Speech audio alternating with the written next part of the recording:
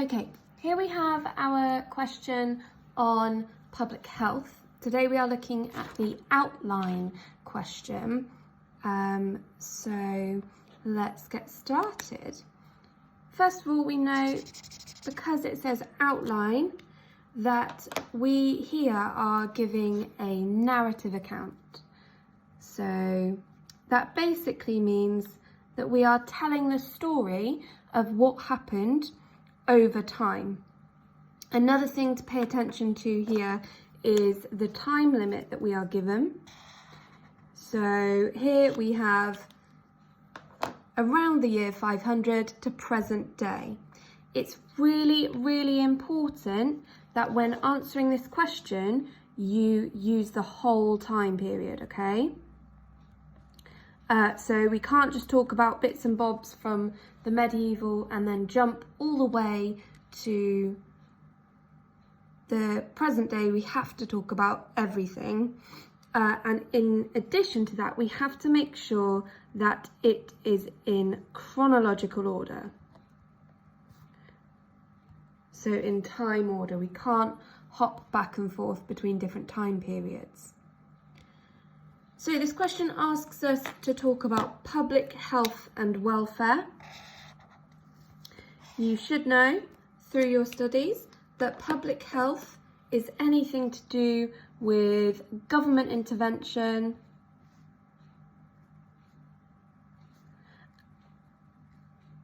and people's lifestyles. Okay, so we're thinking about things like public health acts, we're thinking about the cleanliness of towns and cities and what impact that might have on people's health. The final thing is that it is asking us to think about how that changed. So we know here that there is going to be some developments. That could be positive or negative. We know from our studies that this is actually positive. Things got better over time, but it hopped back and forth between the two, okay? So this is a 16-mark question, plus 4 for spelling and grammar. That means that we should be spending approximately 25 minutes on this question, I would say. Some people like to do this question at the start of the paper because it's got the most marks. It's completely up to you how you would structure that in the actual exam. I would say it's a good idea so that you're not rushing through what potentially could give you the most marks in your paper. The fact here that we have our SPAG marks means that we get marks for correct spelling and grammar. So we have to use full sentences. We have to make sure that we are using coherent writing, but it also means that you get marks for really good subject-specific words. And I'll come on to that in a bit more detail when we come across them, but using words like parliament correctly, using words like Renaissance correctly, spelling plague well, things like laissez-faire, squalor, those aren't words that are going to come up really in other subjects. Those are subject specific. So let's have a little think about the structure of how we're going to answer this. I've already told you that it's going to be chronological, but because it's a narrative, we have to think about how we're going to tell that story. If you were watching a TV show and it just stated a load of facts at you, you'd be really bored. So you have to entertain your examiner here. And to do that, what we're going to do is to make sure that we have loads of linking connectives between events. Okay, so those could be things like, this meant that.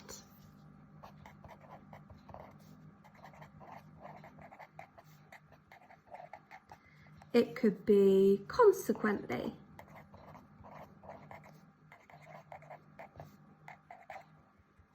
As a result.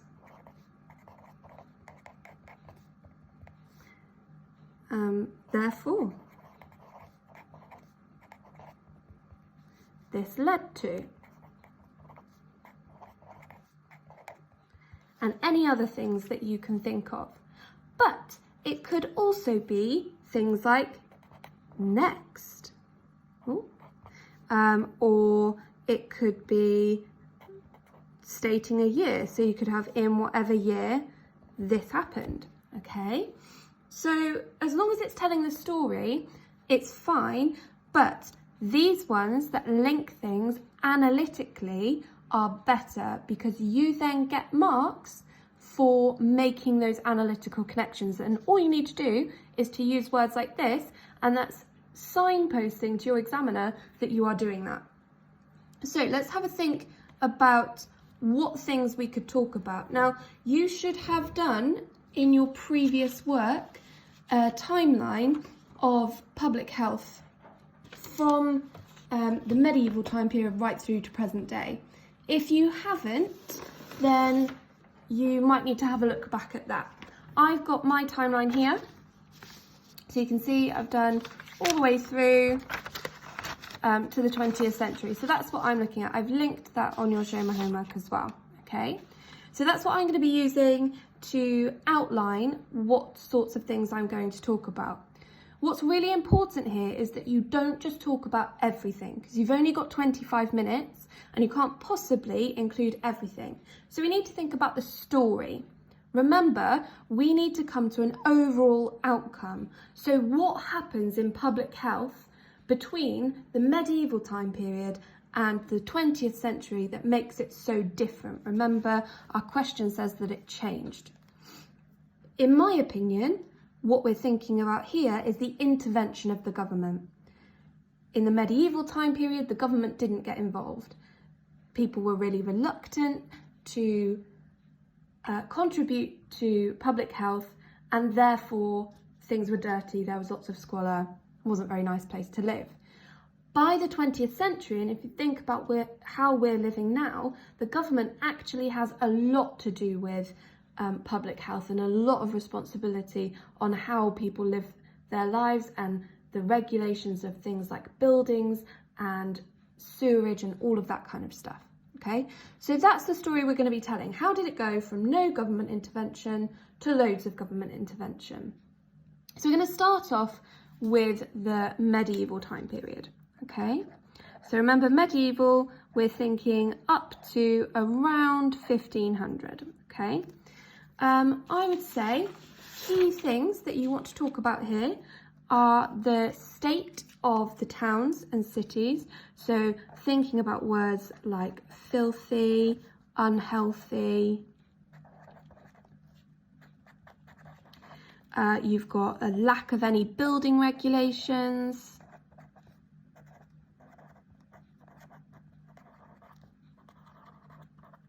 You've also got repeated outbreaks of things like plague and Black Death that you could talk about. And the fact that town administrators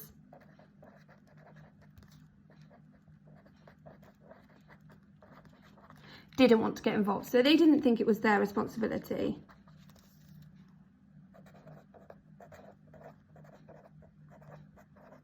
However, some places did get involved, okay? Some towns and cities, such as Coventry, so we've looked at Coventry as part of our working class, actually did make efforts to become clean and orderly. So they did things like banning putting waste into the rivers. Okay, and you, of course, will add lots more detail here. This is just planning. So you'll use specific dates, names, places to help you to flesh out that idea. Okay. Now, that continues into the Renaissance time period or the early modern time period, okay? These phrases are interchangeable. You can either call it the early modern or the Renaissance time period. It's completely up to you how you phrase it. So we have that continuation of unhealthy lifestyles, disease. People are still keeping livestock in their house, things like that.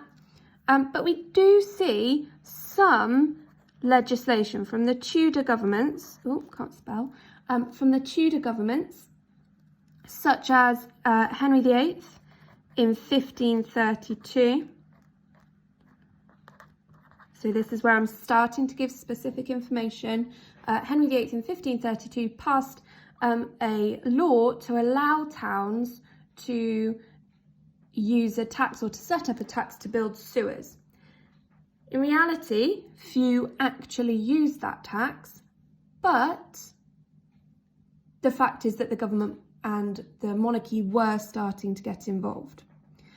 We also have in 1666, a nice easy date to remember, we have the Great Fire of London.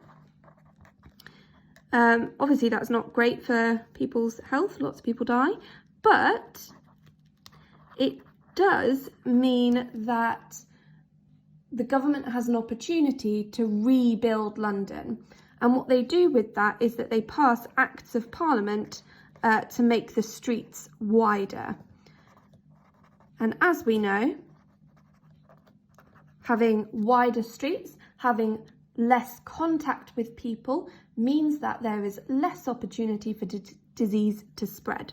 Okay, so what this tells us is that governments are beginning to recognise, so if we're thinking about our story, we're kind of one step further, they're beginning to recognise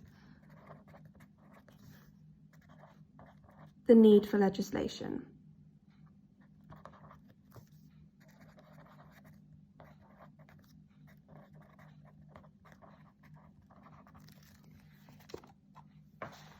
Okay, so our next time period that we're going to look at is the Industrial Revolution. So we're thinking the 1800s and 1750 to 1900.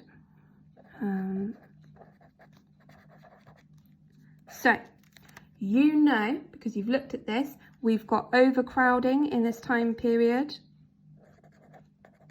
as people move to the cities to try and get jobs and work. We've got increased squalor. So there's that word that I mentioned earlier. And I've spelt it wrong. Don't spell it like that. It's squalor. S-Q-U-A-L-O-R. There's no other U. But the problem with having that overcrowding and squalor is that actually you have a very laissez-faire government. Okay, now laissez-faire means that they don't think that they should get involved. They think it's people's own problem and that they need to deal with it. However, that is challenged by people such as Edwin Chadwick,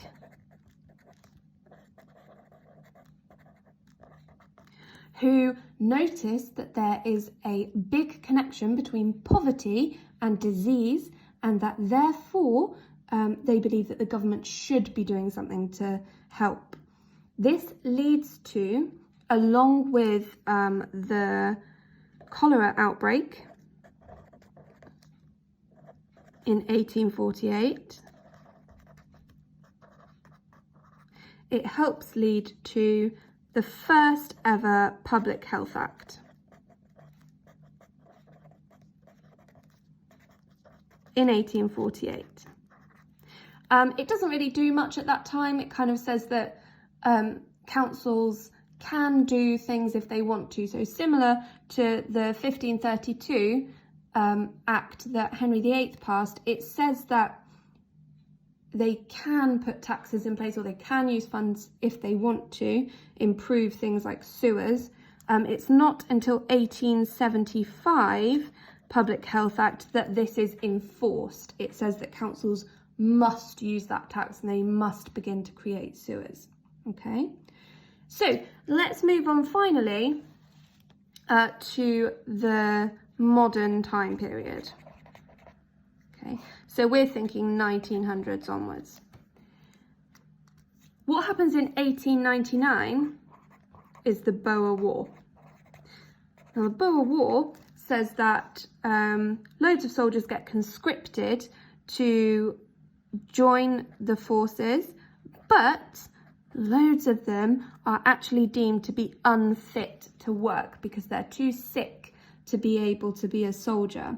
This really prompts the government to start looking into the public health, and that's supported by people such as Rowntree and Booth, who, like Edwin Chadwick, make those really clear connections between poverty and sickness. So we've then got the First World War, and soldiers return and they have nowhere to live or they have less money. The government passes the 1919 Housing Act to create loads of houses for soldiers, houses fit for heroes. And this is furthered after the Second World War. Obviously, lots of Britain was bombed, which meant that there was a need for new housing, and there were new council houses built. However, there were many more houses built for rich people than there were for poor people. We also see the government's attempting to tackle air pollution. This starts after the Great Smog in 1952. So they pass Air Pollution Acts between 1956 to 1993 to try and improve air in towns and cities. And generally, there are more government interventions. So we have, in the 21st century, loads more government intervention. So we have things like healthy living, more opportunities to get out and exercise, and also things like the government joining in global opportunities to improve the environment and things like that. So you have more government intervention.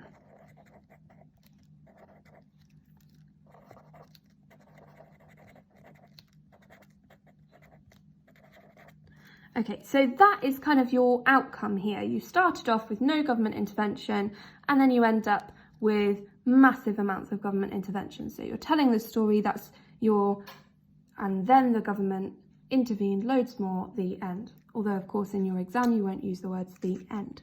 So have a go. You've got some notes here, but again, remember you need to be adding more detail to those in full sentences. You should be writing for approximately 25 minutes and making sure that you use these to link all of these different events together. Okay, good luck.